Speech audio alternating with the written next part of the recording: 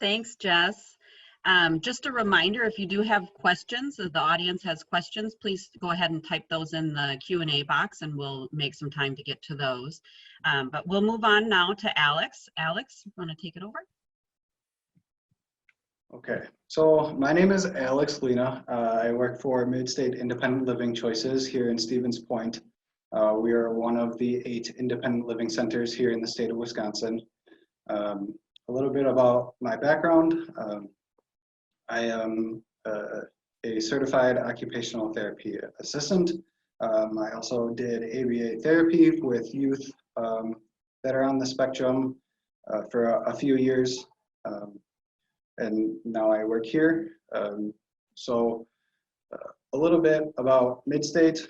Like I said, we're one of the independent living centers here in the state of Wisconsin.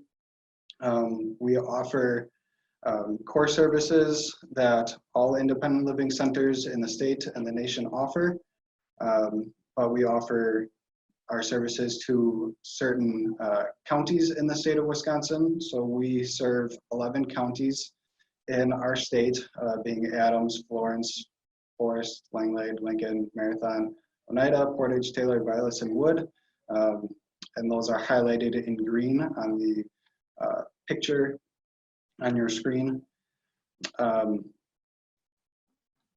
I will tailor this presentation more towards our core service of transition, but all of our services, all of our core services kind of weave into the core service of transition. So the services that we offer at MILK, we offer independent living skills training, so teaching people anything that will help them live as independently as possible. So whether that be cooking skills or cleaning skills, adapting any of those activities so that they are able to accomplish those more easily. Information and referral, so if we are unable to provide any services for the consumer or they have questions in general about something, we will provide information and where to find that information. Advocacy services, so teaching self-advocacy skills to people with disabilities, teaching them more about their disability, what rights they have with their disability and things like that. Peer support, so we have 3 drop-in centers for people with disabilities in our service area, and those are run by people, peer specialists that are trained to run those centers. But also we have people on staff with disabilities. So 51% of our staff members are people with disabilities. So if somebody with a similar or same disability as one of our coworkers, we will pair those 2 together as best as possible, so they kind of can see eye to eye and get a better feel of what the other person is going through. And lastly, our newest core service that was added in 2017 is the area of transition. And there's some different areas in transition that people with disabilities we work with. So we work with people who are at risk of being institutionalized, the youth employment and transition from high school to secondary school or to the workforce, individuals with disabilities that are incarcerated and looking to transition back to civilian life, and people with disabilities that are living in nursing homes that are looking to transition to back to independent living. All of our services are consumer driven, so the person who is requesting the services really dictates what we work on. We help facilitate the goals that they have and work towards those goals, but they make those goals, they tell us what they want to accomplish and work towards to live as independently as possible. We help anybody with a disability throughout the lifespan, so there's no limit to who we are helping. Just as long as they have some sort of disability, we're willing to help. Other services that we offer are, we have an assistive technology loan program, so I do a lot of work with this.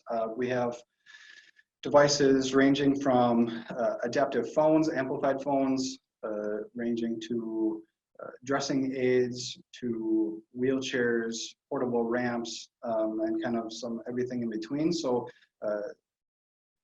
different independent living centers may have different equipment in their loan program. So I would encourage you, if you do live outside of our service area, that you reach out to your local independent living center to see if they have any equipment for a loan. These core services and the assistive technology loan program is no cost to the consumer, so you don't have to worry about, if you have low income, trying to find monies to pay for these services. We do offer accessibility assessments. Usually these are fee-for-service assessments, so they're usually done through a long-term care program, usually the IRIS program. And we will go into the consumer's home, look at what their barriers are to independence of their home, whether that be being able to enter and exit the home safely, being able to use and enter the bathroom safely, or any other aspect to live more safe and independent as possible. So then we'll write up a report with our recommendations and submit that to the consumer and the IRIS agency, and then they'll get bids with from organizations or companies to do that work. And we offer a lot more services than I have listed on this page. Like I said, everything is consumer driven, so it really depends on what we do with the consumers based on what they're looking for. So like I said, I'm going to talk mainly about our 5th transition core service, but a lot of these other core services of independent living skills training and advocacy, they all fall into this transition service and weave into each other. First, like I said before, we work with people who are at risk of diversion, so people with disabilities are at risk of institutionalization. The youth employment and secondary education, nursing home relocation, and incarceration to civilian life. And that last one, the person who is looking to transition does need to have some sort of disability. So first, at-risk diversion. So what are some of the things that we're able to help with? We can do those home accessibility assessments, looking at those safety features. Do you need to widen certain doorways? Is a ramp needed? And provide those recommendations. We work with our assistive technology loan program, so I'll get a little bit more in depth with that program a little bit later. And then teaching the daily living skills, so cooking skills, cleaning skills, finance skills, so, and adapting those skills or activities to best suit their abilities and being able to complete those successfully. Our assistive technology, we will do a lot of work with the TEP program here in the state of Wisconsin. That stands for Telecommunication Equipment Purchase Program. So in Wisconsin, if you have a phone, you get taxed by the state.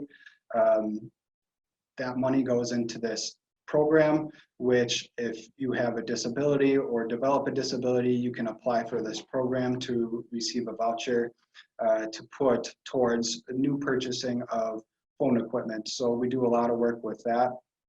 And also DME materials, so wheelchairs, walkers, commodes, that kind of materials and equipment. And lastly, we help with finding resources and funding. So if You know, you're of low income and you need assistance with finding funding sources to help pay for some of this equipment, such as the TEP program, or looking at the Autism Society for a grant or something like that. We will help provide that information to you so you can further succeed and find those resources that you're looking for. With our youth employment, we offer the pre-employment transition services, or commonly referred to as PREETs. These are for students that are ages 14 to 21. These are classes that are usually funded through DVR with students who are already enrolled with DVR or potentially eligible to be enrolled with DVR. We work with the local school districts in our service area to provide these services and go in. We usually do these during the school day in schools. Some of the curriculums that we are contracted to help teach are the Help Yourself curriculum, which is self-advocacy, teaching self-advocacy skills to these students. Skills to Pay the Bills, which teaches soft skills, so the communication, networking, proper professional skills, anything that will help with those workplace skills. Trees, which is teaching healthy relationships and boundaries and how those relate to the workplace. And then Dollar and Cents, which is a financial literacy course that looks at you know, setting a budget. Why are taxes being taken out of my paycheck? What's gross versus net income? So those kind of skills. So more specifically, from the high school to college or the workforce, we're really doing a lot of work with daily living skills training. So, you know, you're now moving out on your own, and we'll be looking to need to be able to do your own laundry, be able to prepare a meal, need to be able to go grocery shopping. So those kinds of skills we're able to assist with. Assistive technology. We're seeing some students that are receiving assistive technology through their high school or wherever school they're going to, and then they go to college and they lose those technology pieces because they are owned by the school. So, you know, getting in contact with us or your local independent living center to see what they have that can assist with independent living or school-based activities to help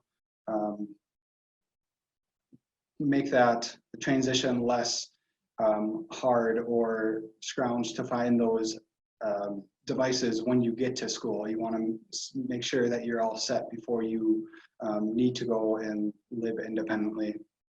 And like I said, advocacy.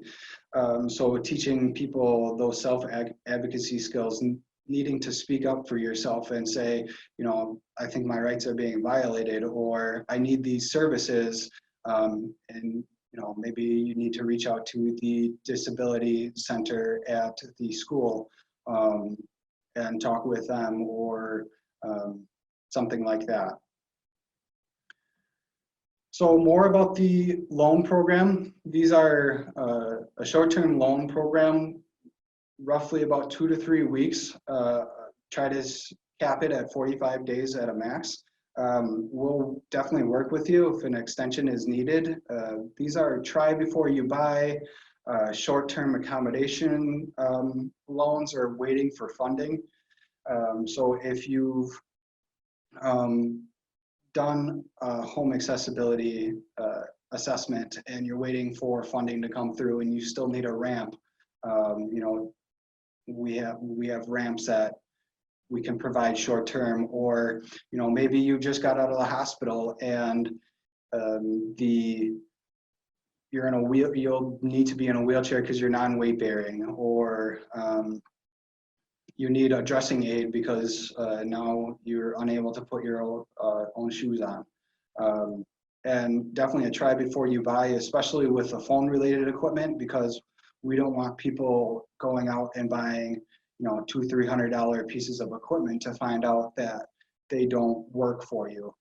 So we do a lot of work with trying these devices and showing you the different features and what works best for you, and then working on where to find those pieces of equipment. We don't sell any of the pieces of equipment. We just provide resources to the consumers on where to purchase them and any funding sources that are available to them. They will then be on their own, not really on their own, but reliable to purchase them from there. Some of the stuff that's affecting us with the new COVID stuff, we are closed with face-to-face contact. We're still working out of the office, but our center is closed to do face-to-face contact. We are still reaching out to our consumers with phone calls and video chats if they so choose.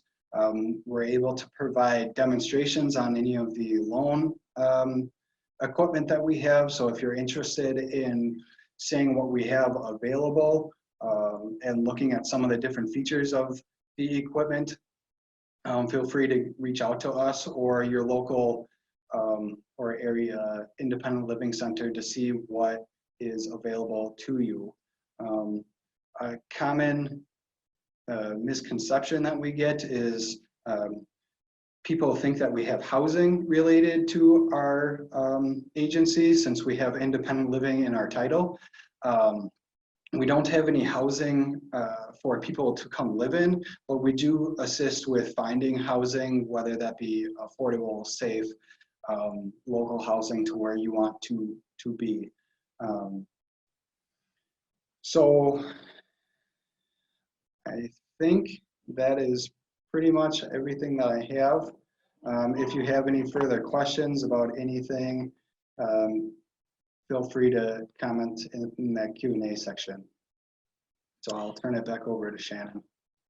Thanks, Alex. We do have one quick question, if you could answer it before we move on to Leanne. Yep. Andrea is wondering, where does the equipment come from when you loan it?